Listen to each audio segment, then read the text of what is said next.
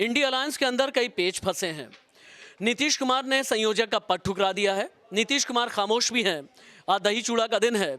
नीतीश कुमार क्या कुछ बोलेंगे या फिर नहीं, सवाल बहुत बड़ा है।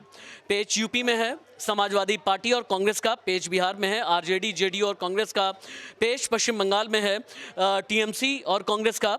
इंडिया अलायंस के अंदर अगर इतने पेच हैं, मैं तो सीधे पूछता हूँ राकेश जी, अगर ऐसे लड़ेगा इंडिया तो कैसे बढ़ेगा इंडिया? देखिए, इंडिया में काफ़ी जो है अवरोध है, ब्रेकर इसको सही होगा शब्द कहना। राष्ट्रीय स्पीड ब्रेकर पे कितने झटके हैं? झटके इनके कदम कदम पर हैं। अब आप देखिए, आज स्थिति स्पष्ट हो जाएगी कि नीतीश कुमार किधर हैं। आज दही चूड़ा का कार्यक्रम है बिहार पटना में, और तीनों पार्टियों ने, जो प्रमुख पार्टी हैं, बीजेपी, जेडीयू और आरजेडी के तो राबड़ी देवी के घर पर हो रहा है। तो ऐसे में देखना काफ़ी महत्वपूर्ण होगा कि नीतीश कुमार वहाँ पहुँचते हैं या नहीं।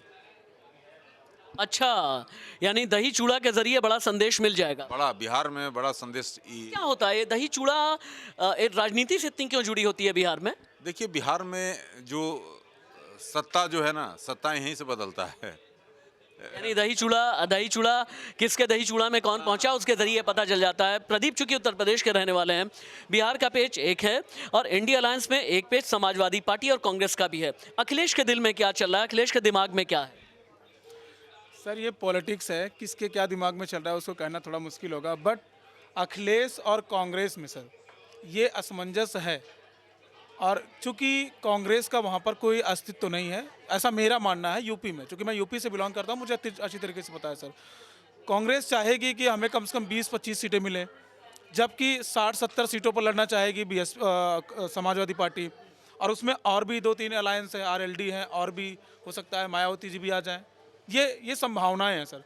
बट कांग्रेस को मुझे लगता है 3-4 सीटों पर अगर अलायंस करना है तो ठीक है, अदरवाइज मुझे लगता है कि अखिलेश से उनका कॉम्बिनेशन हो नहीं।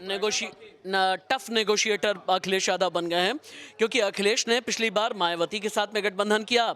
मायावती को तो ज़्यादा सीटें मिल गई, लेकिन अखिलेश यादव की पार्टी समाजवादी पार्टी कुछ खास सीट हासिल कर नहीं पाई। अखिलेश यादव ये जानते हैं कि 2017 में यूपी की सत्ता गंवाने के बाद उनके लिए अस्तित्व का बहुत बड़ा सवाल है।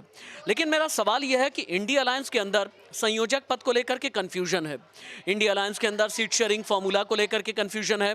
इंडिया अलायंस के अंदर अलग अलग राज्यों में सीट शेयरिंग को लेकर के क्या होगा, इसे लेकर के अब तक कोई क्लैरिटी आ नहीं पाई है। एक बार आकांक्षा के पास भी चलते हैं। आकांक्षा, इंडिया अलायंस में इतना कन्फ्यूजन क्यों है?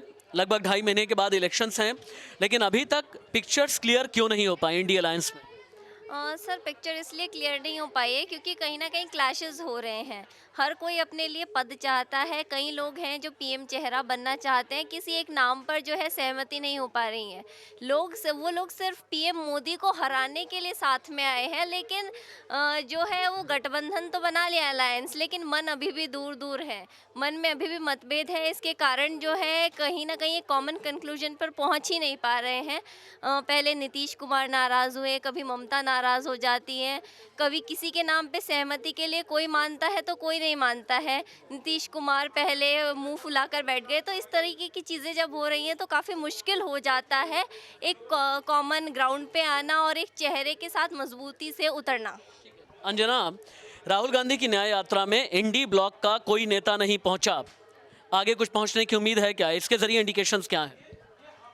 सर, जिस जोर शोर से, जैसे कि पहले उन्होंने भारत जोड़ो यात्रा करी थी तो उसमें काफ़ी नेता शामिल हुए थे, इस फर्स्ट डे से ही शामिल हुए थे। और इसमें अभी एक ये भी कह सकते हैं कि इंडी गठबंधन में जो मतभेद चल रहा है, शायद इस वजह से भी शायद कोई भी नेता वहाँ तक नहीं पहुँच पा रहा है। और देखना ये होगा कि क्या भारत जोड़ो यात्रा जितना ही सफल होगा भारत जोड़ो न्याय यात्रा, तो इसमें सबका चुनावी एजेंडा भी देख रहे हैं। बीजेपी जो है वार पलटवार, पहले उसने निशाना साधा, उन्होंने कल संबोधित किया था तब वो राहुल गांधी और खड़गे ने बीजेपी पर निशाना साधा था, और अब फिर बीजेपी ने उस पर भी पलटवार किया था। तो देखना ही होगा कि कितना कारगर होगी ये।